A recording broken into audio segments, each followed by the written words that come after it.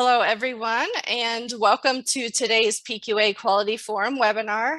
My name is Amanda Ryan. I am Director of Education here at PQA, and today's topic is increasing safe medication disposal.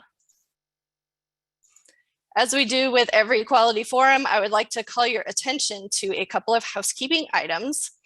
First, please submit your questions during the presentation, and you can use the Q&A feature that's located at the bottom of your screen.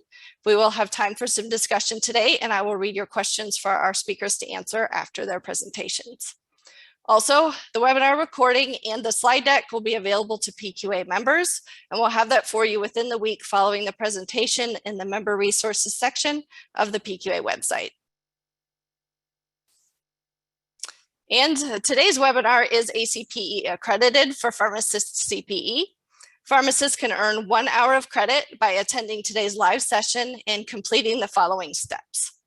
First, we will share a secret code at the end of the webinar, so please be sure to stick around all the way to the end for that. Please record the code as it will be used to validate your attendance at the session today. And then second, please complete the SurveyMonkey evaluation by Thursday, May the 5th. I will have additional details about how you access that SurveyMonkey at the end of the webinar, and your credit will be uploaded to CPE Monitor in about 6 weeks from today. It's now my pleasure to introduce you to today's presenters. First, we have Mitchell Barnett, who is the Associate Director of the Iowa Prescription Monitoring Program. Next is Leslie Herron. She is the owner of Sumter Pharmacy in Adel, Iowa. And then finally, we have John Edwards, who is the Acute Pain Service Co-Director at Baptist Health in Lexington, Kentucky. I will share a link in chat with you shortly if you're interested in reading the panelists' full bios. And with that, I will move quickly through the next 3 slides. This is just to show you that none of our panelists have any conflicts of interest to declare today. And then with that, I will turn the floor over to Mitch to cover the learning objectives. Mitch. Well, thank you, everyone, and I appreciate everyone's attendance today. You've got the objectives there in front of you, and those include to describe methods to assess current pharmacy workflow in your interactions with patients, to determine if you are engaging appropriately, to discuss the specific risk of opioids, to discuss information on more current and relevant med disposal technologies and be ready to share this information with your patients. And lastly, to explain techniques, to engage patients in more meaningful conversations about potential dangers associated with opioids and controlled substances, along with methods for mitigating these potential dangers. There I am again. So as I'm sure you're all aware, the overdose epidemic impacts the entire United States, including all ages, regions, and patient demographic types.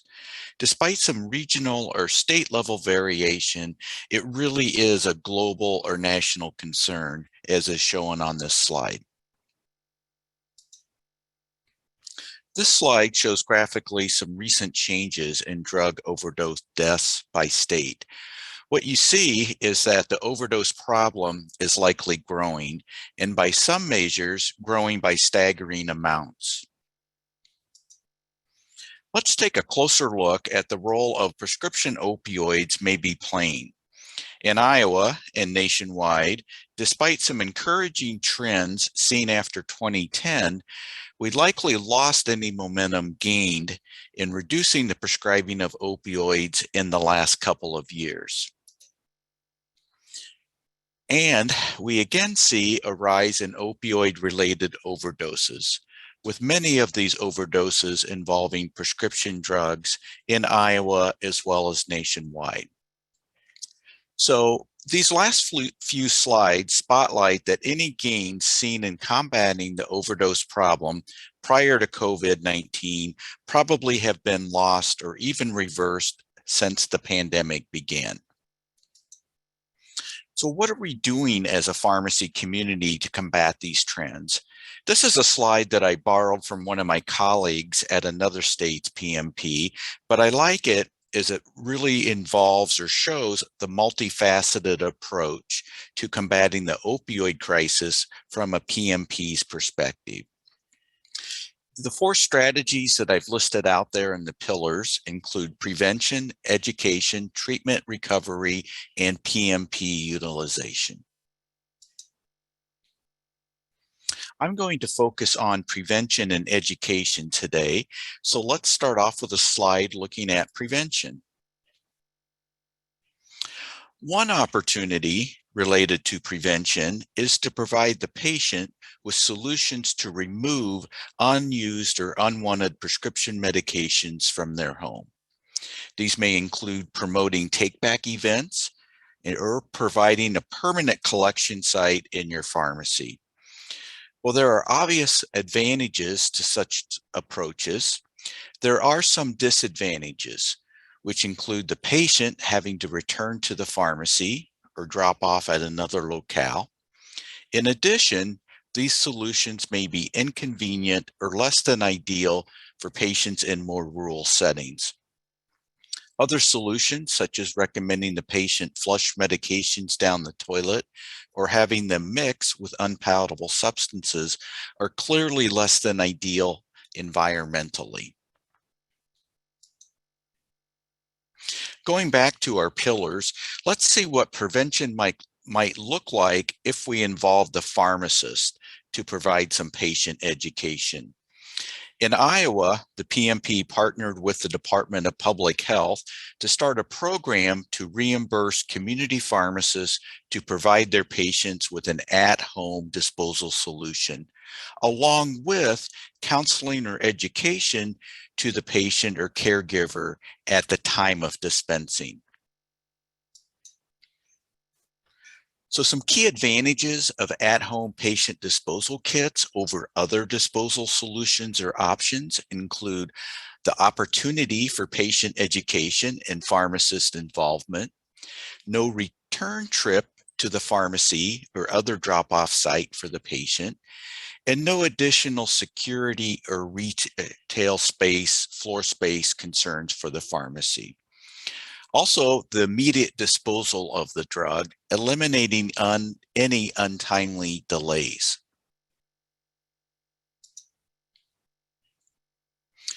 Some additional details of our disposal project include that we leveraged existing networks and infrastructure in the state, and it allowed us the opportunity to work closely with disposal kit companies to get these disposal solution kits into the hands of Iowa patients and provide compensation of approximately $6.50 consultation or dispensing fee to the pharmacist for providing this clinical service. So as a pharmacist, this piece was key and really near and dear to my heart. Other key highlights of the program include any Iowa patient, parent, or caregiver can go into any community pharmacy in Iowa and request a disposal kit. Kits are available at no out-of-pocket or zero copay for the patients.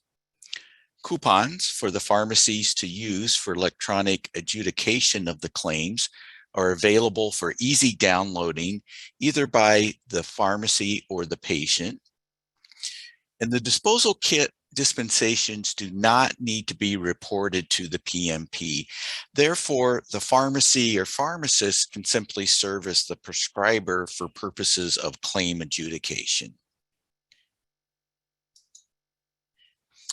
This slide just shows visually the breakout or breakdown by pharmacy and geographical distribution within the state of participating pharmacies in the disposal program up through March of 2022.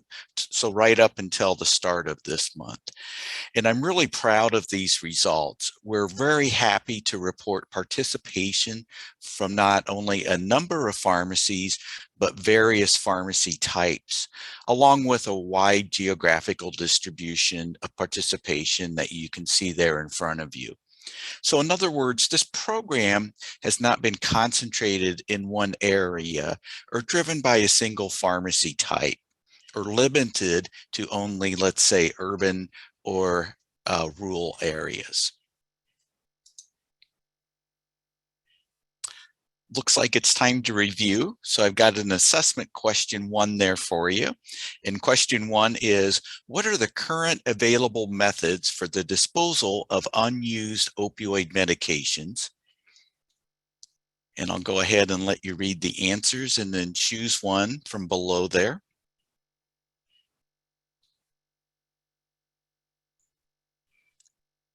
Can we open the poll, please, so participants can select their answers? Thank you. Excellent.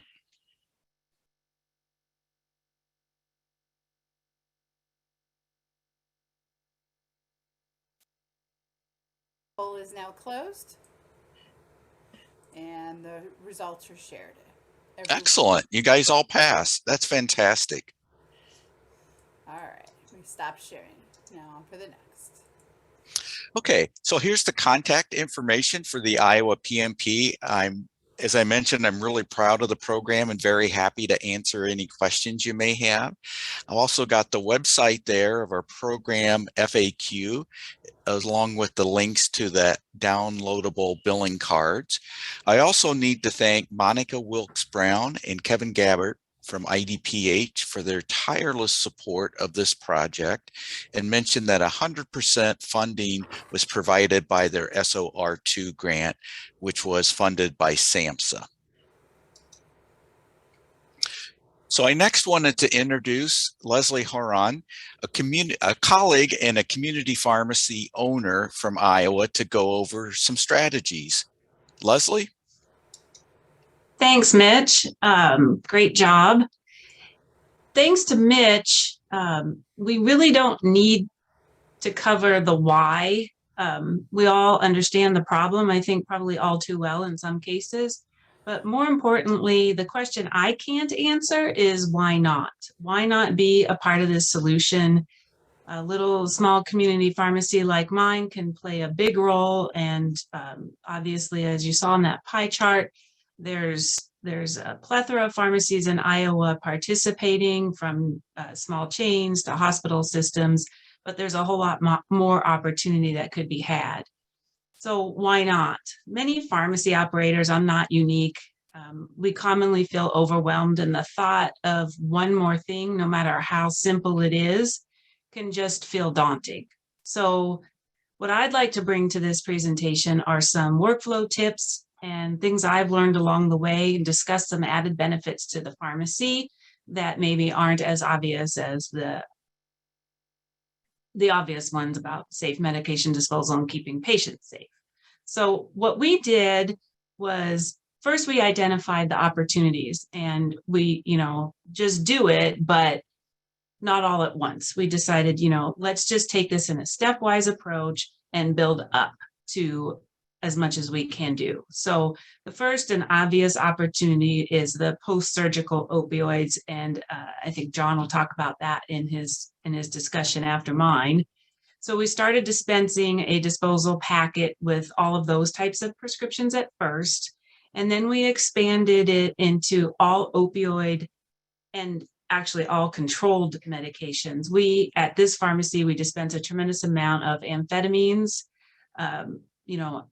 All have abuse potential, all have diversion potential.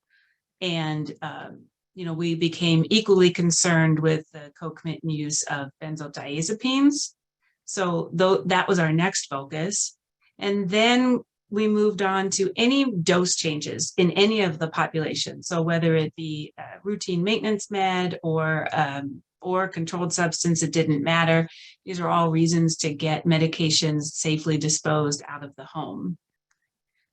New patients. So not only do we dispense a disposal packet to all new patients to our pharmacy, this is actually bringing new patients to our pharmacy.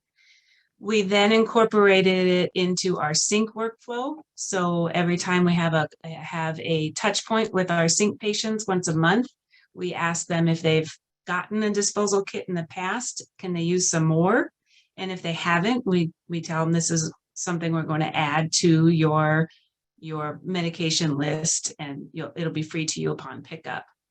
And then really, once we tackled all that, and my staff was in the habit of doing this all day long, we just decided, there really isn't anybody out there we can think of that does not benefit from a medication disposal packet for use in the home. So at this point, some days we have more time than other days, that's true. And so some days we slack and some days we do a whole lot more than others, but we'll dispense anywhere from 25 to 75, even up to 100 packets in a day.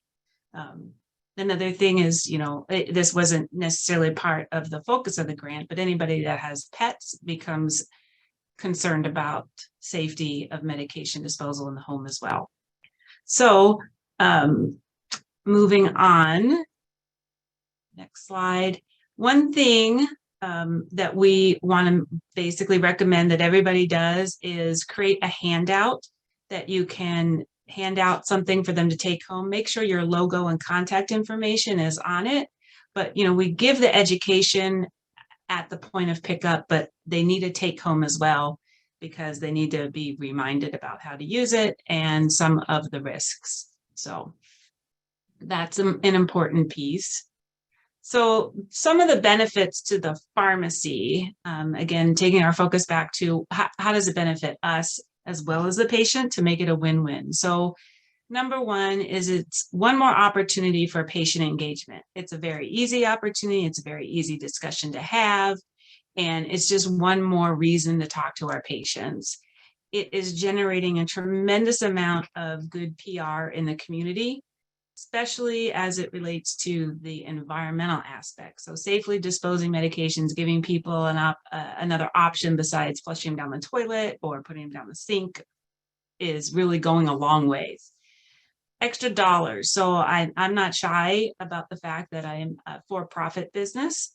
And I will tell you that between the disposal packet dispensing and then some of the naloxone opportunities it leads to, we are generating over $5,000 a month in added revenue. And that, I don't consider that shabby at all. It's definitely a motivator. I don't have to have an in-house medication return program. I don't have to have patients storing up bags of medication and bringing them in for us to handle. My techs don't have to handle a bag of diabetic medications that are often smeared with blood and God knows what else. It's just nice not to have to do that. We engage and attract new patients, like I said, because of this program. And it is a good segue a lot of times to the naloxone discussion, because that's a little bit of a more difficult one to initiate and to have, but equally, if not more so, as important. Lastly, one benefit I did not list on here that is, I can't believe I didn't list it, it's huge, and that is my staff satisfaction. So I learned during COVID, it's my job as an operator to have my staff wake up and want to come to work here. They could make the same money as a Walmart greeter. That's thanks to COVID, but they had to wake up and want to come here, and their satisfaction of being able to be a part of these solutions and get to do more hands-on, things during COVID, immunizations, a lot of that kind of stuff. And this is just one more way to get them some satisfaction and be energized. So some of the implementation hints that I would have for you to start this program, again, start small and build up on it. Energize your staff, create contests. Sometimes I would put a bucket of disposal packets on the counter and say, get these gone today and you get lunch tomorrow. Food goes a long way. But since this is actually bringing significant dollars to my pharmacy, I use a portion of those dollars for staff reward. It goes directly back to them in one way, shape, or form or another, and they can see some immediate gratification. So that will energize them. And pretty soon you will start seeing these numbers go up and more of the community helped. So some other helpful hints. Check and see if your pharmacy management system can auto add a third party to every patient record. I say this because like Mitch covered, in Iowa, we are billing through a PBM. And I have to add that to every patient's third party profile to be able to bill the disposal packet. So if your management system can do, you know, some sort of auto add, that would be great, a great help. The other thing is you might check if your system can allow you to build a prescription template. Mine does, so we just have to type in a few letters and all of the fields of the prescription are automatically filled in.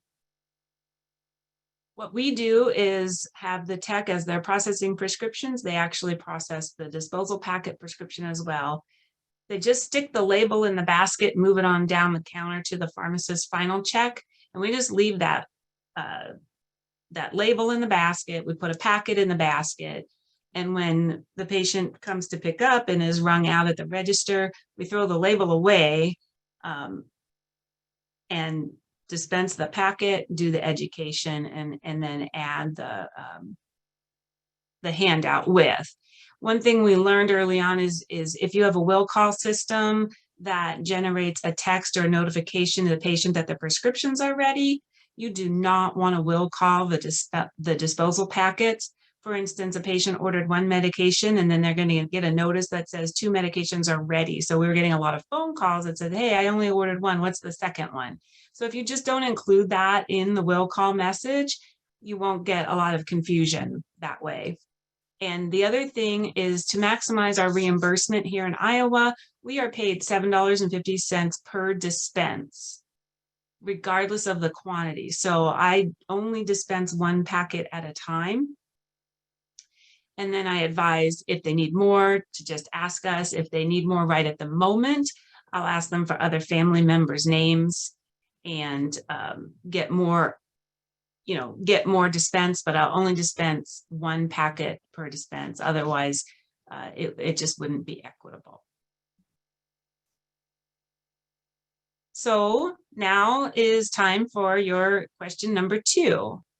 Which of the following may a pharmacist use as an approach to engage a patient in a more meaningful conversation regarding proper medication disposal? So again, read the answers and go ahead and put your answer in the poll.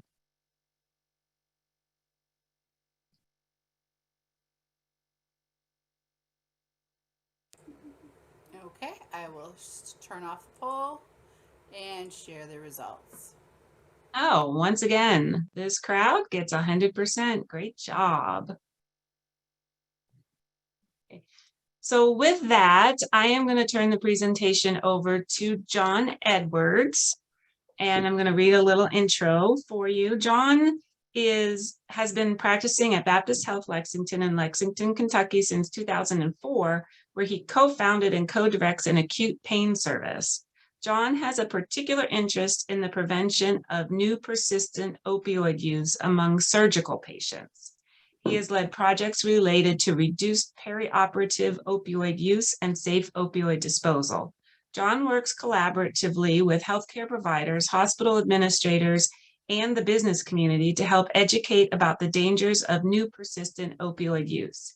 In January of this year, John published a manuscript in the Journal of Nursing Administration entitled Surgical Patient Compliance with Healthcare Facility Provided In-Home Opioid Disposal Products, a Systematic Review. There you go, John. The floor is yours. Thank you, Leslie, very much.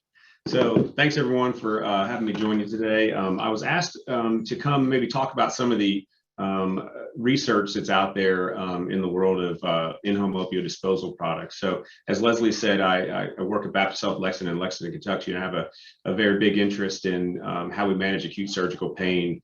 We provide nearly 5,500 nerve blocks and catheters annually for patients who have surgery here. We send about 1,400 people home a year with disposable infusion pumps with local anesthesia in it to maximize their pain management beyond discharge. And I realized over the years that, we've been doing a really good job of managing people's pain well, but I felt like that if people are discharged with, opioid prescriptions that are, maybe more than they need, and they end up with leftover opioids after the surgical procedure, and they don't have anywhere to dispose of those. We haven't kind of closed the loop on the kind of whole surgical perioperative period and the way we manage people's pain. And so I really have gotten involved on the opioid disposal side, as I feel it kind of a passion of mine to work in that world. So I think Mitch did a great job describing the opioid epidemic, and it really is a significant cause of concern for healthcare facilities. And we've seen over the past couple of years during the COVID pandemic here that the numbers have absolutely escalated. We see that, the numbers currently reflected approximately 275 people die every day in the US from a drug overdose. And, used to, if you read manuscripts that are even like a couple of years old, you'll see that people are always quoting 130 people died every day. Well, in the past 2 years, that number's escalated to 275 people die a day from drug overdoses. And in the state of Kentucky, where I live, for instance, that 2,300 people died last year from these drug overdoses, and that reflects a 35% increase during that time. So although we know that opioids are effectively managing pain, the misuse of opioids, defined as taking medications for a purpose other than prescribed, can lead to opioid abuse, addiction, and life-threatening overdoses. So a recent systematic review published a few years ago, looking at 7 common surgical procedures, found that 67 to 92% of patients report leftover opioids after these surgical procedures. And these surplus medications are the primary source of misuse and diversion for non-medical use. And most individuals who have misused opioids in the past often get them from leftover prescriptions and their family members or friends' medicine cabinets. And it is these excess opioids that are circulating in our community and contribute to what I call the community supply of opioids. So strategies utilized to prevent opioid misuse and diversion have included preventative strategies such as legislation and education of prescribers, and now protective strategies that we're talking about today, focusing on the safe and timely opioid disposal to reduce these leftover medications. And as Mitch described, there's several ways to dispose of medications. There's biannual opioid take-back events, which usually occur April and October of every year. There's drug disposal kiosks in our community pharmacies and in our police stations in those areas. There is an approved FDA flush list for flushing the medications down the toilet. These medications can be mixed with unpalatable substances such as coffee grounds or kitty litter, and then commercially available in-home disposal products are provided. So recent research from the state in which I live, in Kentucky, looking at our prescription electronic reporting system, noted that opioid take-back events and permanent drug donation boxes really only accounted for about 0.3% of dispensed opioids in 3 counties in our eastern side of our state. And these results suggest, as we know, that many unused, unaccounted for opioids are left in our communities for misuse and diversion. So now we have these commercially available in-home drug disposal products. They contain compounds that, when mixed with water in the pills, irreversibly bind the opioid, deactivating these medications and allowing them to be disposed of in the garbage without the possibility of retrieval. And now several pharmacies and retailers such as Walmart and Walgreens are providing these in-home disposal products at a reduced or no cost to patients. And now we see pharmacies in Iowa who are doing this, as Mitch and Lisa described, and I think that's fantastic. The work that's going on in Iowa around this. So this article came out this year in the Lancet, and it's entitled "Responding to the Opioid Crisis in North America and Beyond, Recommendations of the Stanford Lancet Commission."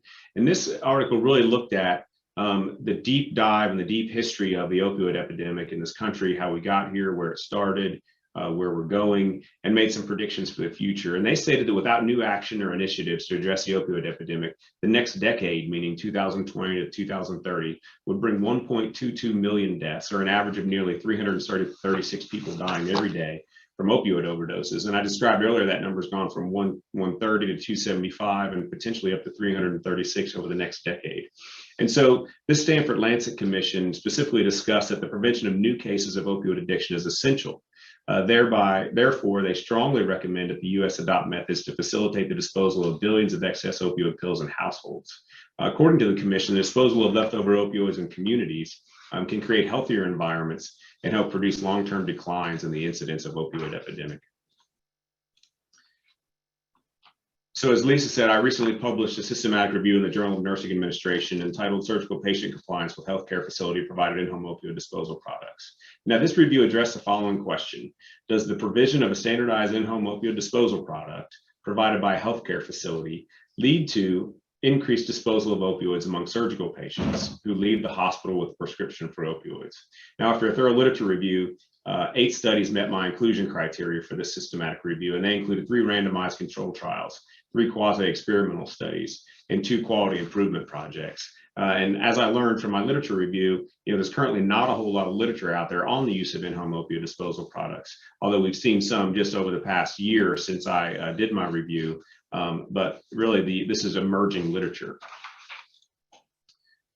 So some of the highlights from the manuscript, a goal for healthcare facilities would be to improve disposal rates of leftover opioids following surgical procedures to help improve the health of their communities. So findings from my review suggest that providing an in-home opioid disposal product along with education really does motivate patients to dispose of unused opioids. So prior research in this area has reported that baseline rates of opioid disposal are as low as 5 to 26% when neither the provision of education nor an in-home opioid disposal product is available. So 6 studies in the review reported disposal rates above these baseline rates ranging from 33 to 71%. Although 2 studies in the review found findings that were less than 27% disposal rate. Possible explanations for the low rate in these 2 studies. One was a mail-back program where patients were provided a mail-back envelope to mail back their opioids after they were disposed. And that study had a very low rate of opioid disposal. And it may have been that people may have disposed in that way, but the study really cut off at 30 days. So if you had not returned those opioids back into the FDA-approved mail facility within 30 days, they counted you as a non-disposal, when in fact those patients may have disposed after that. And in the other study, many participants wanted to keep their leftover medications for future use. And in the studies, a lot of them reported barriers to opioid disposal. And this was absolutely the #1 barrier to opioid disposal, was that people want to keep these leftover medications for future use. So the positive effect on opioid disposal rates when an in-home product is profound. So studies utilizing a Deterra bag or Disposer X pouch, a Ziploc bag with coffee grounds, an opioid waste management kit, which I believe is a Deterra bag in the study, demonstrated the highest rates of opioid disposal, which was 33 to 71%. Now, in one of the studies, Brummett et al. Reported that the odds of opioid disposal were 3.8 times higher in surgical patients provided with the in-home opioid disposal product. Now, another group of authors, Falapa Lewis et al., discussed that the provision of an in-home opioid disposal product as a type of nudge strategy to increase disposal rates because it minimizes the steps involved with opioid disposal, as well as creating the perception that opioid disposal is an expected behavior in society. Now, multiple authors describe using in-home opioid disposal products as a simple, convenient, and low-cost option that could reduce the number of leftover opioids available for misuse and diversion. Now, one study looked at whether or not patients would utilize the disposal product it provided, and they found that 82% of patients in their study would absolutely utilize the disposal product over other methods such as take-back events or flushing, those type things. And then one study looked at patient satisfaction, and they found that 95% of patients were very satisfied with the use of an in-home opioid disposal product. So after I finished my literature review and had almost completed the writing, this study came out. And so I did not include it in my review, but I wanted to include it today because I think it's very important. And I think it speaks to what Mitch and Leslie have been saying to us today. And so this study was done at Johns Hopkins. It was published in February of 2021, so a little over a year ago. And it had 3 arms to their randomized controlled trial. So the first arm at their outpatient pharmacies, patients were given, a filled prescription with opioids, and they were assessed for disposal at some time point postoperatively. In the second arm of the randomized controlled trial, people were given with their filled opioid prescription an education sheet like Leslie showed earlier, and then they were assessed for disposal. And then the third arm of the study, patients were given their filled opioid prescription with the education sheet and an in-home opioid disposal product, and they were assessed for disposal. And the study really was pretty interesting. They found that really the groups were very similar. Between 10 and 14% of patients disposed, which was very low. And these findings suggest that the passive provision of a drug disposal kit at prescription pickup did not increase the rates of leftover opioid disposal when compared to the other 2 arms. And so the author said that although their results may appear to suggest that drug disposal kits and fact sheets will make no difference in promoting appropriate disposal of unused opioids, the more likely education is that both of these tools need to be coupled with active patient and caregiver education. So I think like what Lindsay was talking, or I'm sorry, Leslie was talking about there was very important, that active piece of education. And I love how she was saying she was, really motivating her staff to do that, and challenging them and providing rewards for them, because really without active education, these tools are not going to benefit patients and opioid disposal. So we'll talk a little bit about financial stuff today on the cost of these. So the studies reported that the cost be between $1.50 and $7 per patient. One of the authors in the studies said that patients may not be willing to pay for these in-home opioid disposal products, and to see large-scale implementation like we now see in Iowa, the products would need to be provided at no cost to the patient. And again, they're all alternatives to providing a commercially available product, such as a FDA-approved, Ziploc bag with coffee grounds. But again, those type methods do not deactivate the opioid, so less than ideal. And so finally, in the program that we have in our facility, a few years ago, I helped set up an opioid disposal program through our outpatient retail pharmacy.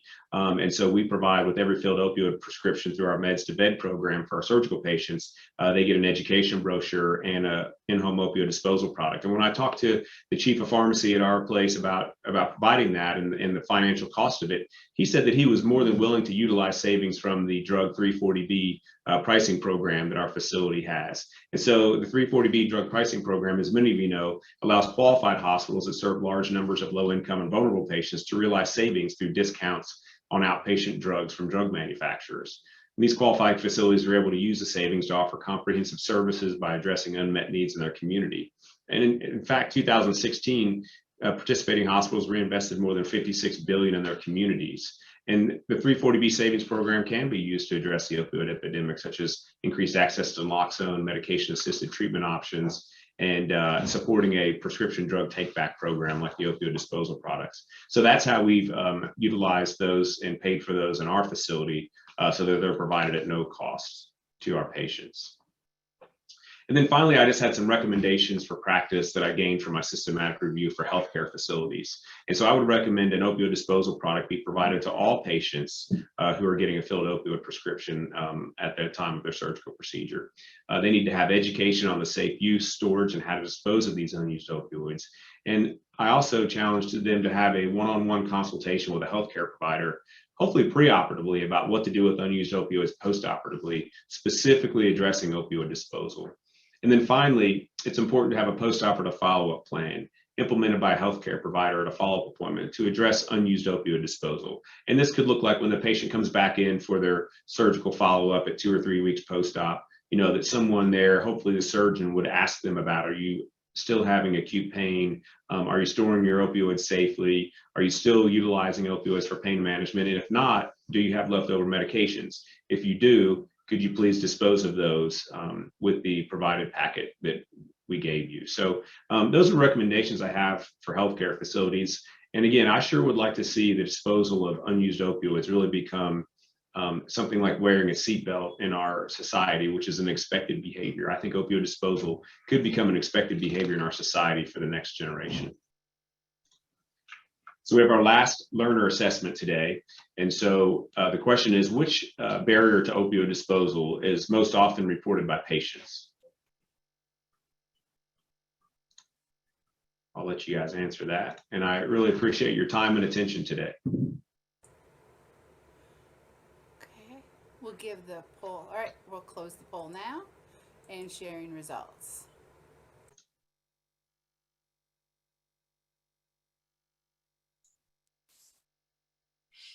All right, thank you, John. So looking at the results of the poll, it's most people selected keeping for future use. So John, is that the correct answer to the question?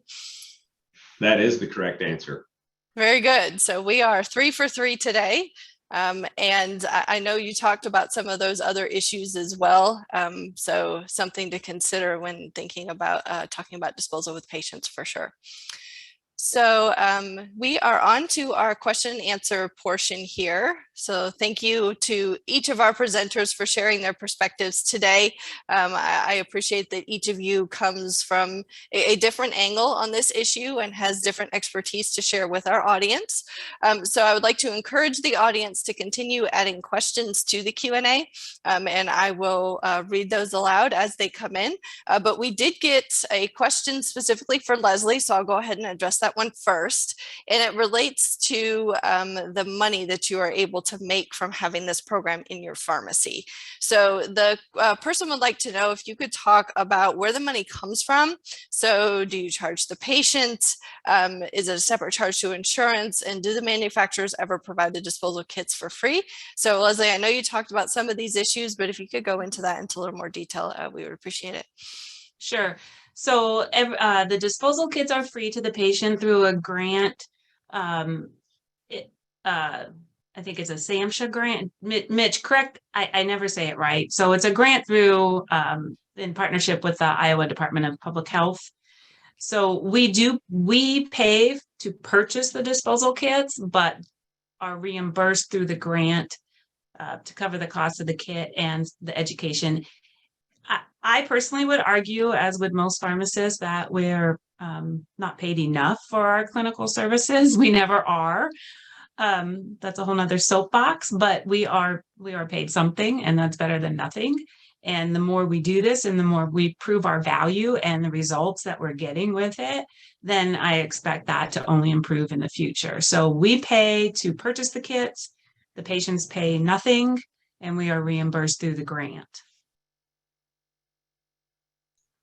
And that reimbursement comes from a PBM, I guess, the one that we've partnered with. And I'm not sure if it comes as a check or as an electronic deposit, but it would come if you're a pharmacy and you're the regular way you would get a reimbursement from a third party or a PBM.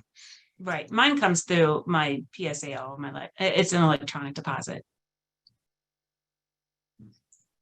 All right, very good. Thank you, Mitch and Leslie. Appreciate the response to that question. John, I wanted to ask a question of you related to the last learning assessment we had for the audience about keeping medication for future use. And Leslie, you probably can chime in on this one as well.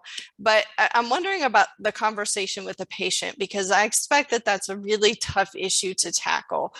You never know if you might need a pain medication in the future. You hate to get rid of something if you might need it. I'm wondering if you have any tips for communicating with patients and providing that active education that has really worked well, or something maybe that didn't work quite so well that you would recommend avoiding, perhaps, if you could talk about that. I can take this one. Yeah. Okay. So I will admit that I am the one that wants to save my medication for future use. I've battled a knee problem for 20 years and had several surgeries, and you never know.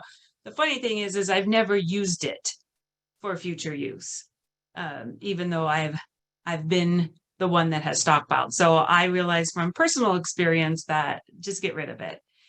Now, as far as my interactions with my patients, that has never come up. So, and I expected it to. I expected it, people, if they've paid for something, they do not want to throw it away, no matter what it is.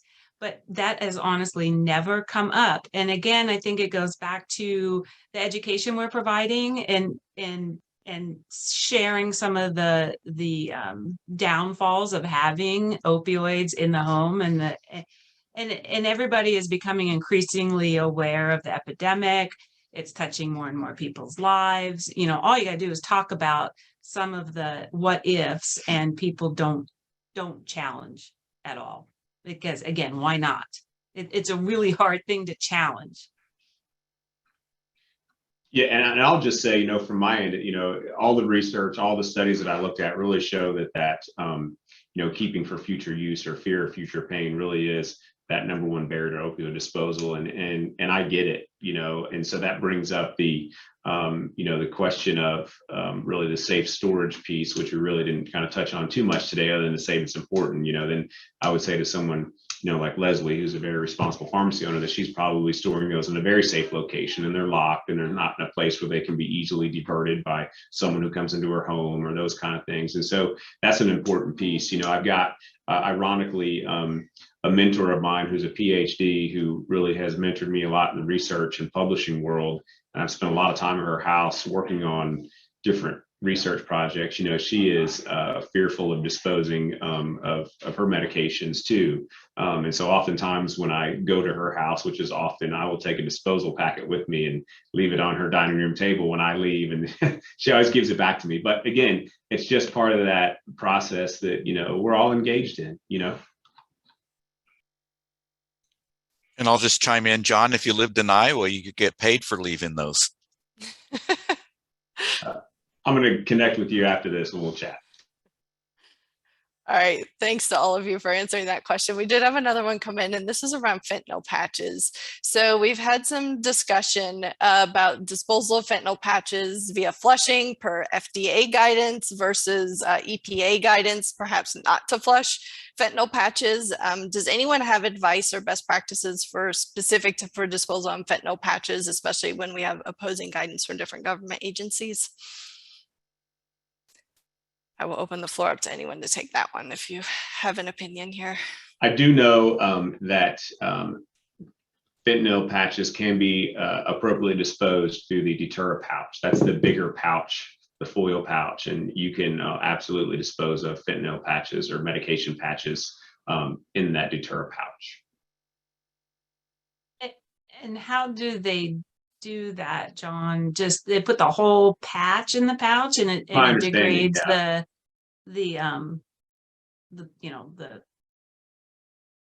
I guess whatever's around. I mean, you know what I'm saying? The chemicals, and I think bind up with it. I believe if you looked at, you don't have to cut it open. No, I think you just put the pouch in there with the water and all that stuff, and it binds. That's pretty neat. My understanding. I haven't done it, but. Well, we actually don't dispense any fentanyl patches at my store, but that is good to know. So what I would suggest to anybody wanting to get into this program is to keep a few deterra pouches for that reason. The deterra pouches are more expensive to purchase, and with the reimbursement in Iowa, the way it works, I've just chosen to use a different product, the Dispose RX product, because I can't afford to do the deterra. But that would be a good reason to keep a few at least. All right, thank you, Leslie and John. Mitch, question for you. Since you've worked with pharmacies across the state of Iowa on your program, can you tell us about any feedback you may have received from pharmacies across the state about the program?